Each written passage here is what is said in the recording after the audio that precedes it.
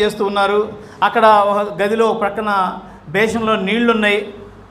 యూదుల యొక్క ఆచార ప్రకారం ఏంటంటే వాళ్ళు భోజనం చేసే ముందు వాళ్ళు అక్కడ ఉన్నటువంటి సర్వెంట్స్ కానీ దాసులు కానీ కాళ్ళు కడుగుతారు. వాళ్ళకి వచ్చిన వాళ్ళకి గెస్టులకి కాళ్ళు కడిగితే వాళ్ళు వెళ్ళి భోజనం చేస్తారు. ఇప్పుడు నీళ్లు ఉన్నాయి, బేషన్ ఉంది, గెస్టులు ఉన్నారు. లేనిదెవరు? వింటారా? లేనిదెవరు చెప్పండి? సర్వెంట్స్ లేరు, దాసులు లేరు. అక్కడ 13వ అధ్యాయంలో యోహాను సువార్త మనం చదివితే యేసు ప్రభు అంట లేచి తన పై వస్త్రాన్ని తీసి టువాల్ ఒకటి తీసుకొని, పక్కన టువాలు తీసుకొని శిష్యుల పాదాలన్నీ కడిగాడంట.